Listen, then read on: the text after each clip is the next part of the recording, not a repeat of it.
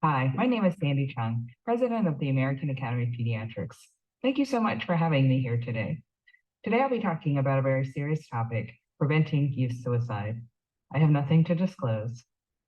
Let's first talk about the impact of the pandemic on children.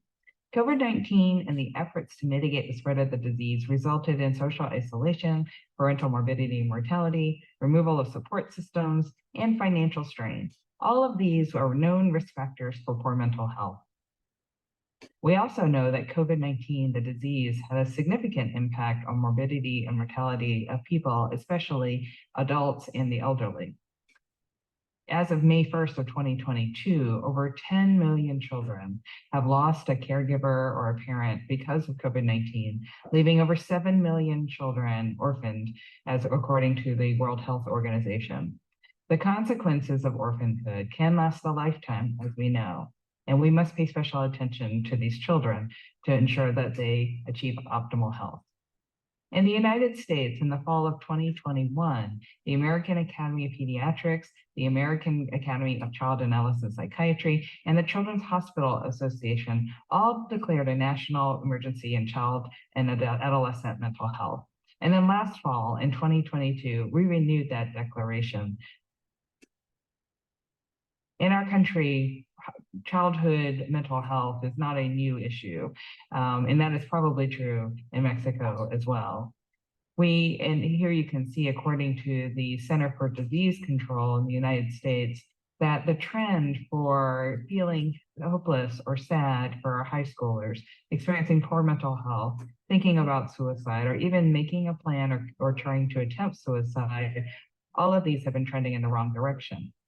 In the United States, suicide is the second leading cause of death for ages 10 to 24-year-olds.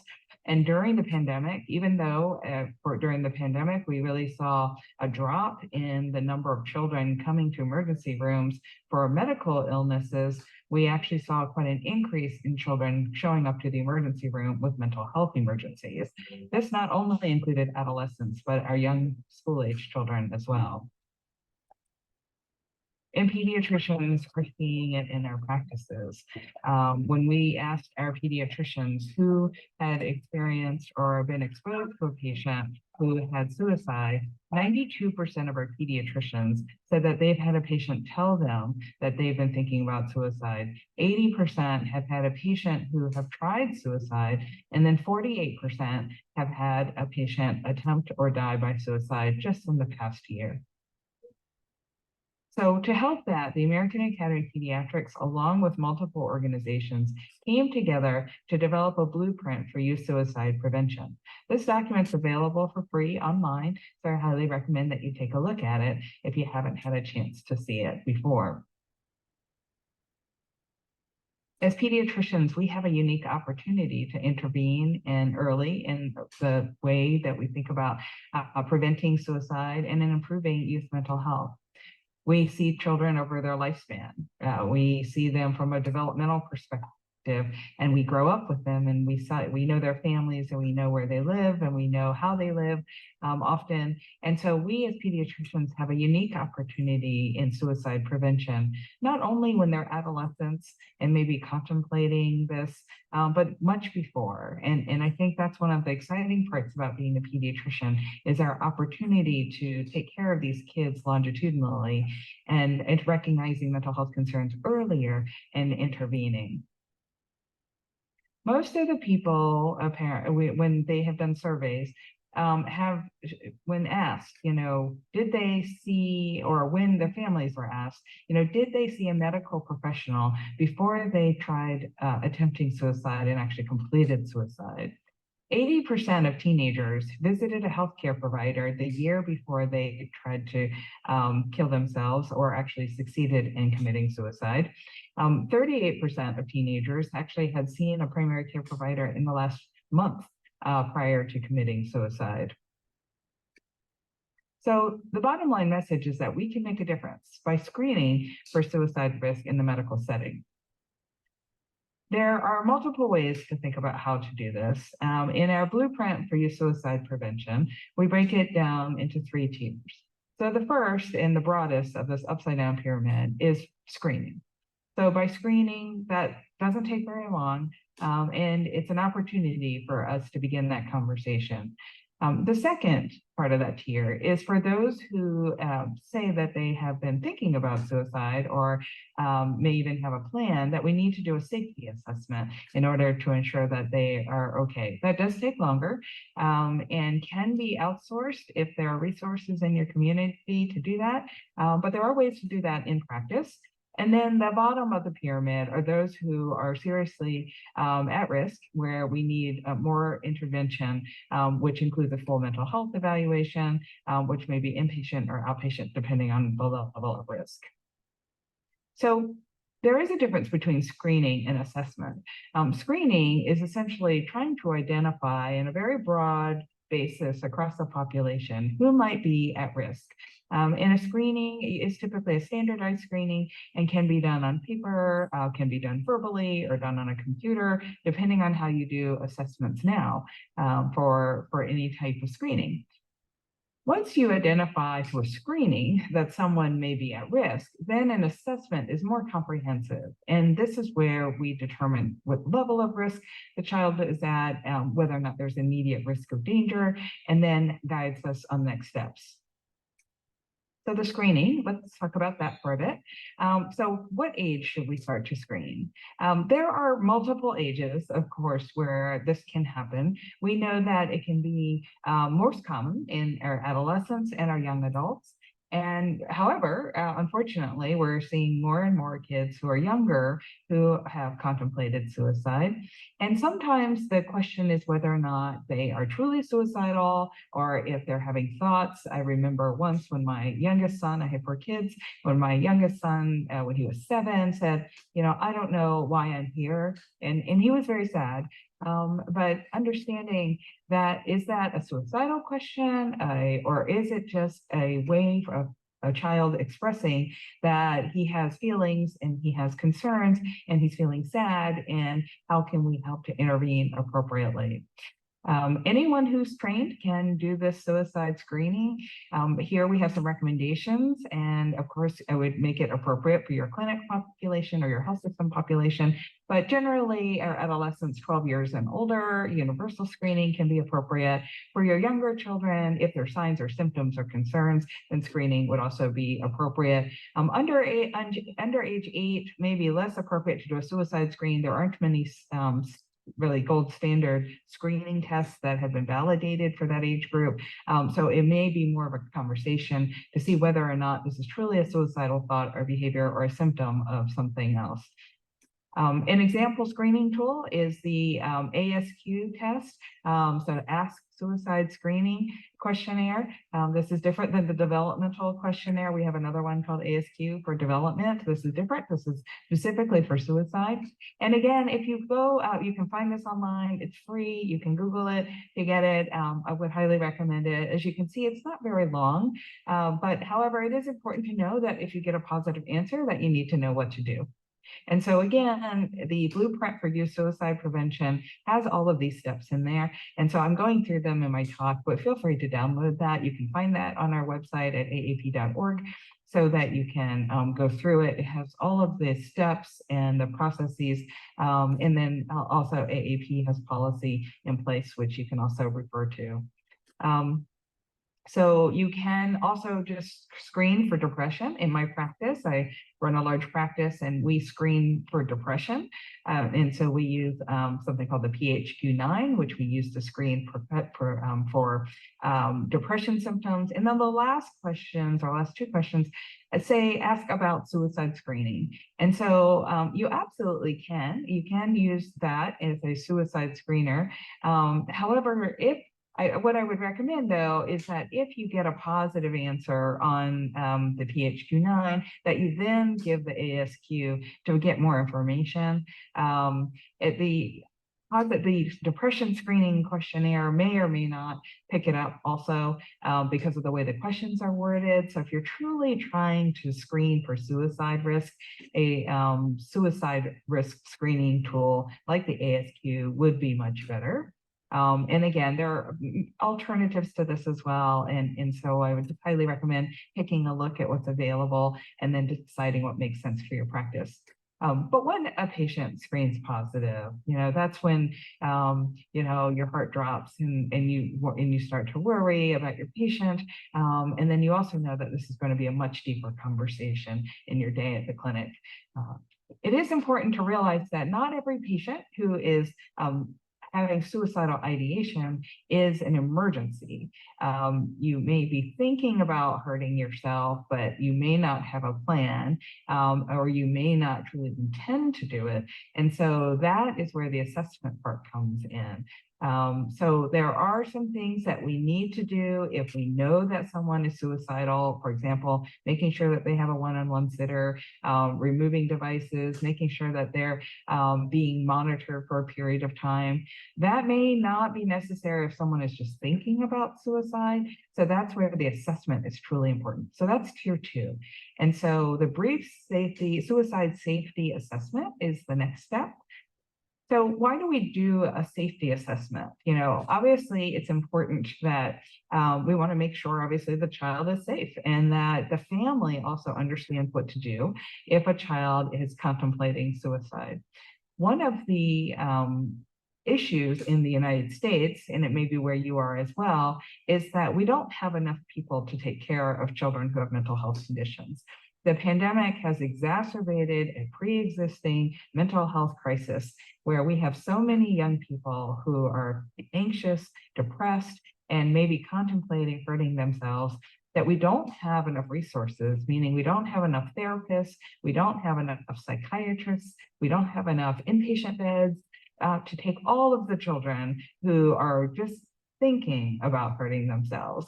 Now, if they are actually at risk for suicide, they do need to be in a setting, in an inpatient setting or an emergency room setting, so that we can ensure that they're safe while they're being stabilized and so that they can get the care that they need.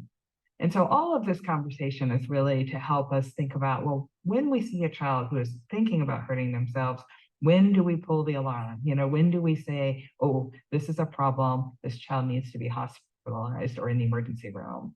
And then, or when are they okay and we're not worried about that, but we need to do something because clearly this child is suffering from depression or anxiety or something else. And then the green is low risk, where we don't need to do anything else at this time. One of the keys in the assessment, though, is safety planning, ensuring that if a child feels unwell and feels like they do want to hurt themselves, what are we doing to make sure that they stay safe?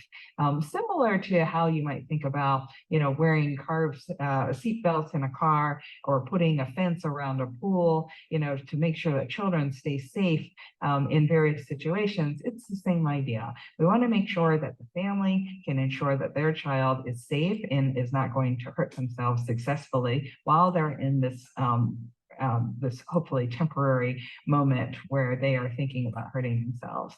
Also, making sure that if there is a gun in the home or medications that the child can access, which may be lethal, that we're locking those up, keeping them away from the child, and then in providing resources for the families as well.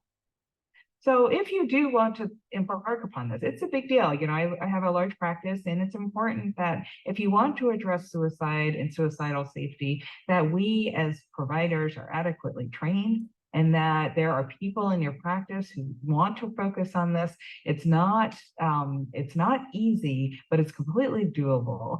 And so depending on how much training you've had or you've had in your residency, this can feel very daunting, right? It can feel really scary. And again, because of the situation we're in, where the pandemic has made mental health conditions more of an issue, the culture and the environment has changed with the engagement of social media and other things that our children are being exposed to, that we are seeing more and more kids with mental health conditions. And it's important as pediatricians that we be more comfortable with managing mental health issues because we will be the ones to see it. We'll be the ones to see it in our practices, and we will need to know what to do. Connecting with people in your community who do this work is really important. So partnering and integrating with them can be very helpful. And then making sure that what you are asking parents to do, if they go home with their child who may be sad or depressed or anxious or contemplating suicide, it's really important that we make sure that the families are comfortable and that they feel like they have all the tools and resources that they need.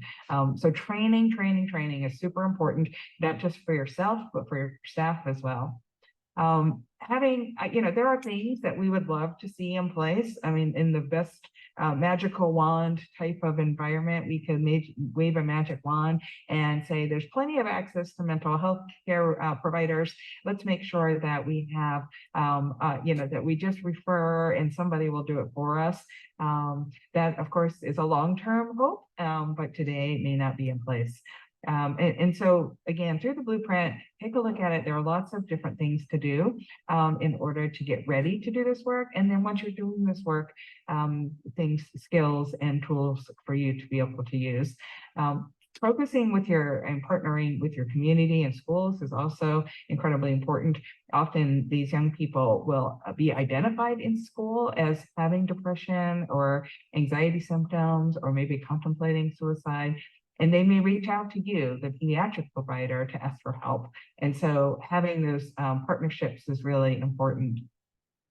There are so many places where you can collaborate in order to do work like this. And depending on your level of interest and your goals in your community and in your practice, you can just focus on your practice and your patients, or you can get bigger, right? And you can work in your community to improve access to mental health care in your communities. And so just wanted to let you know that the blueprint that I keep referring to also has guidance in there for all of these different groups as well. So if you know of a school that's really interested, or other groups that are interested in figuring out what to do for suicide prevention, you may want to point them towards the blueprint for guidance. So building that partnership is important, like I said, and identifying who they are, understanding what's available. When I started work, I'm a general pediatrician, and when I first started doing work in youth mental health, I didn't know. I really didn't know. I was a general pediatrician. I understood, my well checks and my sick visits, but I wasn't familiar with all the mental health resources in my community, who I could turn to, who I could send patients to. It did take some time for me to learn all of that, but I will tell you it's worth it, because then when you have your, that 16-year-old in front of you who is deeply depressed and thinking about hurting themselves, I feel just much more knowledgeable knowing who I can refer to or what I need to do today to help that child and that family so that I can help them get care. Or if I can actually do things myself to help take care of them. All of those things have made me feel more empowered to do this work. The same way how if you have a child with a cardiac condition, you would learn how to do it up to a point, right? We're not surgeons, we're not cardiologists, at least I'm not. And so when I have a cardiac question, there's up to a point where I'm comfortable and I know sort of the signs and the symptoms that I need to watch for a cardiac condition. And I know when it's an emergency and I know when it's not, and it can wait till tomorrow or next week or for a referral to a cardiologist.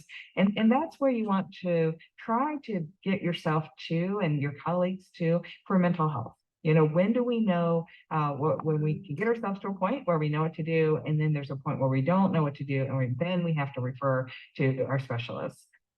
Suicide is often preventable, not always.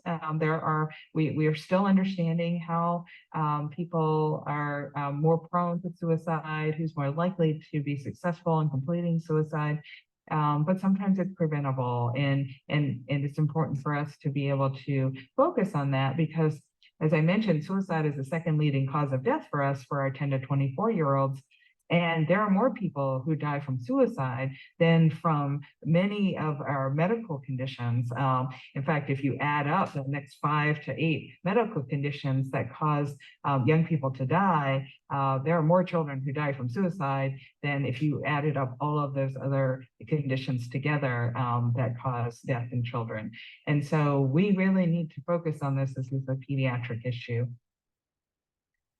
But there is another piece to this. So what if instead of relying on children to be more resilient, we create a world that's less traumatic?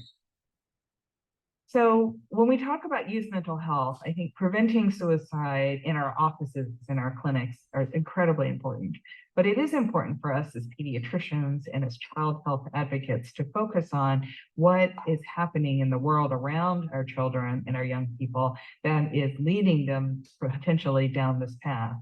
And so really this generation of children, especially those under age 10, they don't know a world without the internet. In fact, they don't know a world where you can't just talk into the air to give commands to play music if they have smart devices in their homes, or they're used to being able to do FaceTime or WhatsApp or any of the devices and just talk to people, on the other side of the world in a different country, and that's normal to them. And so as they are growing up in this world of technology, how do we ensure that children are safe? Amnesty International collected responses from several hundred children and young people between 13 and 24 across 45 countries to better understand their lived experiences, concerns, and attitudes towards social media. And, what they saw is that even though people had good things to say about social media, there were two major concerns that stood out about the harmful content and what many young participants described as an addictive piece to social media. So 74% of kids and young people said that they actually are checking their social media more often than they want to. And the reason for that is really interesting that I'll talk about in a minute. So this feeling of addiction, here you can see that in Mexico, and this is adults and teenagers. So in the green is the teenagers. About half of teenagers feel like they're addicted to their devices. And you can see the parents aren't that far behind. 45% of parents feel like they're addicted to their devices. The people who create social media platforms know who's addicted, and they also know who's using it and for how long and at what age groups. They have so much data on us. You can see here in Argentina that in Argentina, they top the market. And so in Mexico, you're about midway down the list. And so here, we see just the number of hours that people are spending on their devices in social media. I think it's important to know that we need to provide resources for families.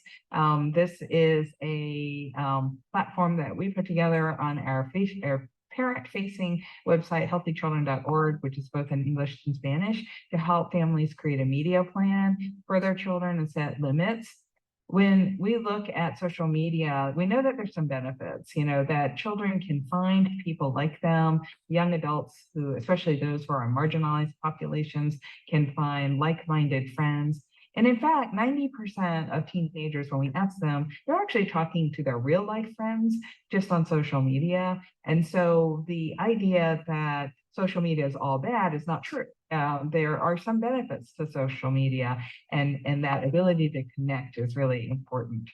However, there are problems with it, as we all know. So the ability for bullying to happen, digital drama, when you're always being shown pictures of perfection, that promotes unhealthy social comparisons.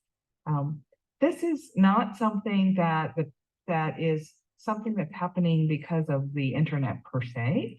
We do know that there are challenges behind what social media companies are doing, in that they have algorithms in place that understand and are paying attention to how what is keeping you attached to your device. They have multiple teams of psychologists and behavioralists that look at ways to keep you attached to your device and using their platform. And the reason for that is because that's how they monetize themselves, right? This is how the economy works. It's called the attention economy. So when they, for example, in some social media platforms, and most of them now, there's something called endless scroll. So endless scroll means that when you're using your device, you can just swipe up on your screen over and over again, and it never ends. You know, you can get a feed of photos and posts just forever. And they use that method to keep you attached, and using a psychological tool called fear of missing out as an example. So the psychological tool is that if you stop swiping, if you stop looking, then the very next thing, the next thing that you could have seen might have been the funniest thing or the greatest thing or the most important thing there. And so that ability to, that tool of keeping us attached to our devices, using games, using rewards, using likes and not likes, and comments, all the star ratings, all of those things are psychological tools that are designed to keep us attached to our devices. And so for our young people to ask them just to stop using devices actually doesn't work very well. And so AAP is launching a Center on Excellence for Social Media and Youth Mental Health, where we're working with our young people and also researchers to see, what are the things that we need to be paying attention to? How do we, know what works, what doesn't work? How do we make sure that young people are safe when they're using digital media? I did want to talk very briefly about AI as well. So with AI, this is a newly growing, fast growing industry. Certainly in the United States, we are seeing lots and lots of startups in this area.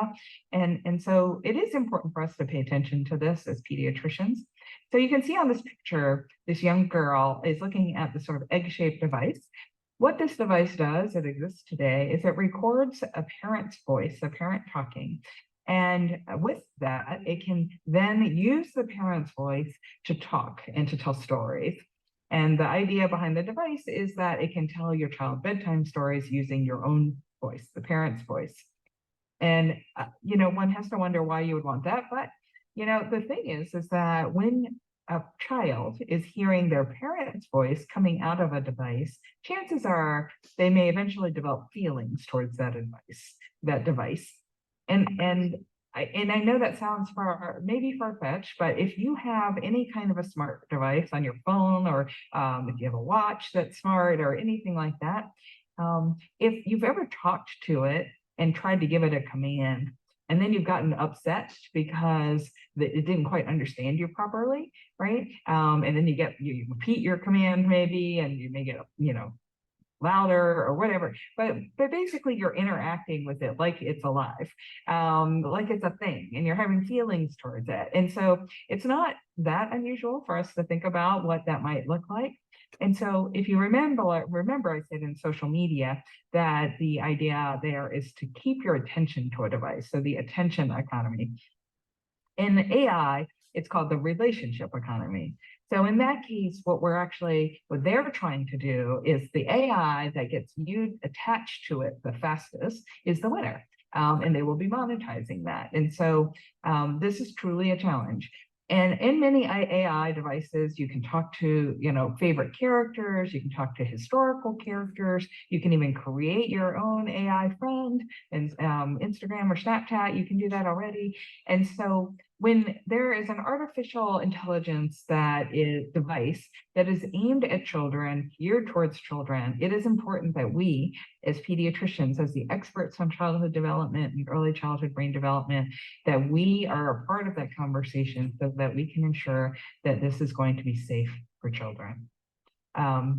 So on to another topic, really still talking about development and how we are going to help kids, and how do we help children now, and what can we do differently perhaps in our practices to ensure that children stay healthy, that suicide doesn't become a topic for them, or when they encounter AIs and things, that they know how to stay strong and resilient. Trauma-informed care is very much a part of that, and understanding how trauma affects children and our brain development is important.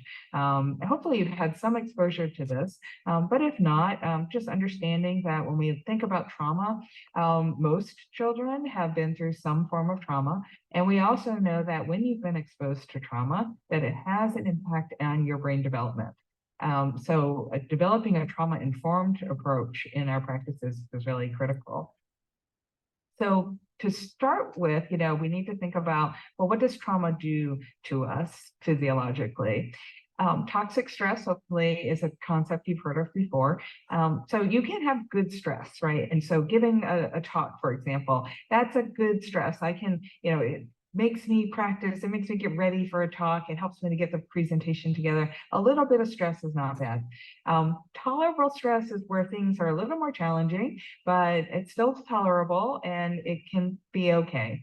Toxic stress is a very different thing, though. And toxic stress is when, for example, if you're in an abusive household and as a child, you're, either being abused or you're seeing abuse, or being exposed to it, or you're seeing violence, things like that. And it's not going away. You're always exposed to sort of this prolonged activation of stress. And that does cause a problem in that it creates stress on our physiology and changes our expression of genes and so forth. So neuroscience explains how stress can become biologically embedded in children and adults.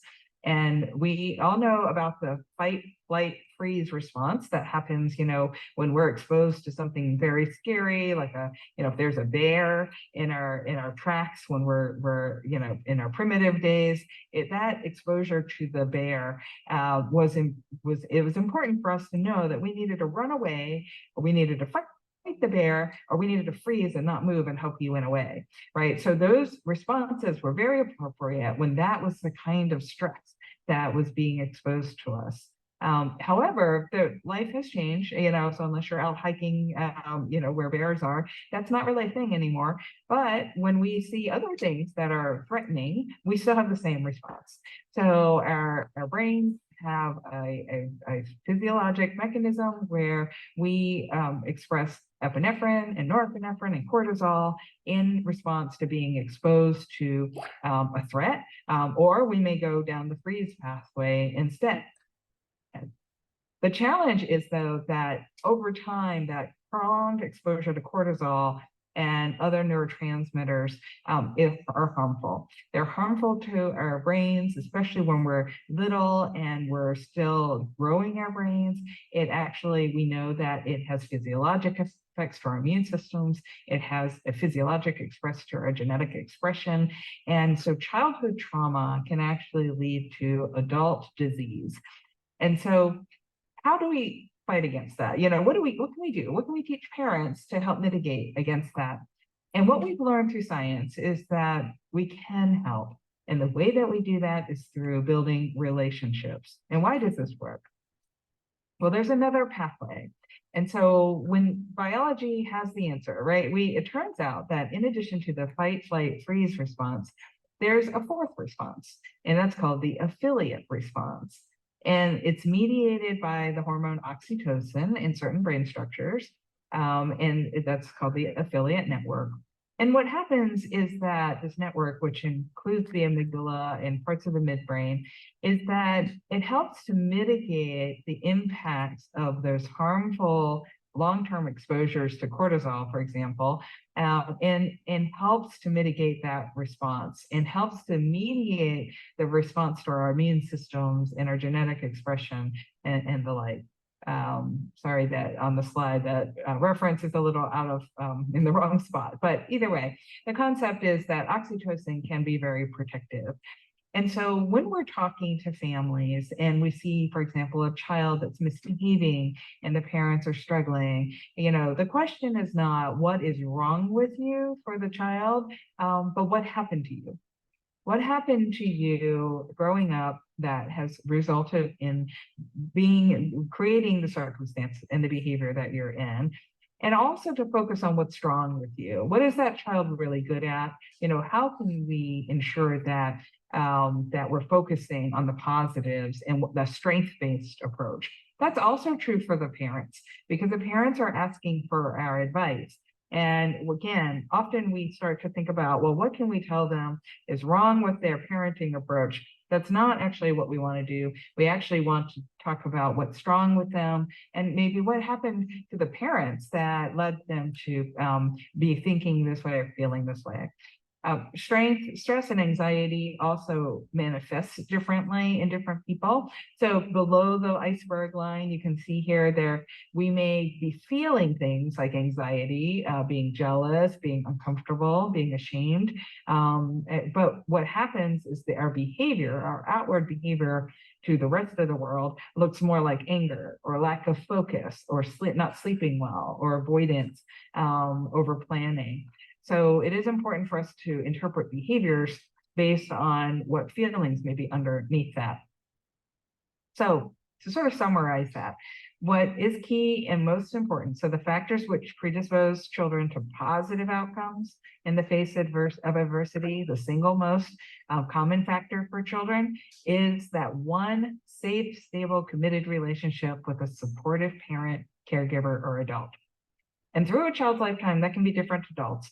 But it is important for parents to understand that having that safe, stable, nurturing relationship, basically important, making sure that affiliate response happens, is the most important mitigating factor to protecting a child against adverse outcomes. So as we do this type of work, it's challenging as we're talking about suicide, and we're talking about mental health issues, talking about trauma. As a clinician, as a pediatrician, as a primary caregiver, a first contact giver, it's so important for us to be taking care of ourselves too. We're givers, we're naturally givers, pediatricians, we care about others, we spend our lives taking care of others. Our people at home need us, our people in our organizations need us, patients need us, but we have needs too. And it's really not about us, right? How big our hearts are. Our hearts are endless, but it's much more about how big our brains are. How much can we take? How much of all the things happening in the world can we handle? The expectation that we can be immersed in suffering and loss daily and not be touched by it is as unrealistic as expecting to be able to walk through water without getting wet. When we are dealing with very serious, very heavy issues, maybe with patients that we've known and cared for a very long time, that can be super hard. I remember, being so sad and just having my tears in my own eyes when one of my patients tried to kill himself and tried to hurt himself. And the mom was just in tears. I was in tears. It was just, that emotional attachment we have with our patients is real and very strong. And so it's important that we have a way that we can help mitigate our own feelings and our own the impacts of the work that we do on our own lives. It is important for us to accept what we can't control. We're often, as scientists, we want to control things. We want to see them, do something and see an outcome, a cause and effect. But in the reality, feelings don't work that way necessarily. And that can be hard to understand or accept as scientists. This circle I took from a third grade website. So it's for children, but it absolutely works for us.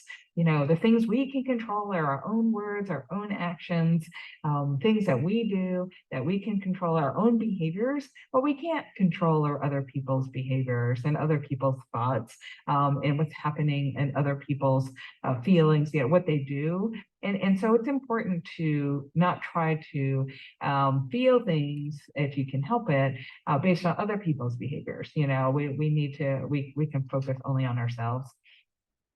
Compassion fatigue is a real thing.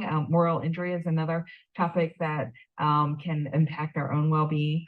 And compassion fatigue was originally a concept for nurses and also for people who are taking care of family members at home with chronic illnesses, where basically when you're taking care of someone for such a long time, it can be exhausting. And taking care of others can be exhausting. And the reality is we've just been through a giant pandemic, multiple years of a lot of work, and that can be exhausting. So compassion fatigue is a real disorder. I think understanding that it has symptoms, there are cognitive ones, emotional ones, behavioral ones, physical ones. I won't go through all of them, but certainly feeling guilt or anger or apathy, not sleeping well, having our own issues with our own physical health, immune system issues, increased medical concerns for ourselves, feeling sadness or hopeless. These are all symptoms of compassion fatigue. If you have symptoms of compassion fatigue, for example, if you're tired of talking about, trying to convince a family to get COVID vaccines, or trying to convince them to, have their child exercise more, or eat healthier. If you get to the point where you don't feel like talking about that anymore because you just don't care, or you just know the answer and you just don't want to deal with it, there may be some evidence of compassion fatigue for you. Compassion fatigue is a bit more like PTSD, post-traumatic stress disorder, than it is just burnout. Burnout's a little different. Burnout, typically, it's because, what your schedule is exhausting, your days are long. You can help combat burnout by taking a vacation or meditating or yoga, some exercise, all those good things that are good for us. Compassion fatigue is slightly different. You may need therapy, you might need professional help to help you work your way through that. So that's important to recognize as well. And I encourage you to get help if you need to. But on a positive note, in pediatrics, we get to do some amazing things. We get to take care of some incredible kids, incredible families. Vicarious resilience is a concept I want to put before you where, with resilience, we've all had children we've taken care of who may have been super sick, very, very ill, in the ICU perhaps, or having had surgery, and we weren't sure if they were going to make it, right? But they did. Right, they did, and not only did they make it, but they were, as they were getting better, they were smiling, they were playful, they were children, and they were happy. And so it's really exciting as pediatricians to be a part of that, and being able to watch children be resilient. We can actually experience that too. So not only when they are sad, we experience sadness, but when they're resilient, we can experience resilience with them. And it feels amazing. It helps us understand and put things in perspective. It keeps us energized. It reminds us of why we do what we do. It gives us hope. And it's so important that, we experience that vicarious resilience. Remembering why we do what we do. One of my favorite parts of going to work is listening to pediatricians going into exam rooms to greet a patient, and when you walk into a room to see your patient, what do you typically do? Chances are you put a smile on your face and you walk in, and for that moment, you're happy, right? You're happy to see that child, you're happy for that patient. And we know it's so important to do that. And when we do that, we feel it as well. When we were, minutes ago, before you walked into that exam room, you might have been tired, you may have been stressed, but for that few minutes when you walk into the room, you're not, and you're able to focus on that family and that child. The reality is we can do that anytime we want. We choose to do it when we walk into an exam room, but I think it's really important for us to remember that we decide ourselves, what can we control? We can control our own feelings, our own behaviors. And so if you're having a long day, instead of focusing on the one thing that didn't go well, because that's human nature to do that, can you instead focus on all the things that did go well that day, and the patients who are really grateful for you, and the things that happened that were very successful? And so just remembering why we do what we do, I did want to just leave you with that. I think it's so important as we go forward, and especially as we think about really complicated things like mental health, how we ensure that we preserve our own mental health when we do that. So thank you so much for your attention and your time. I appreciate the honor of being able to present to you all today. And I thank you very much. And thank you for all that you're doing for children and families in your community.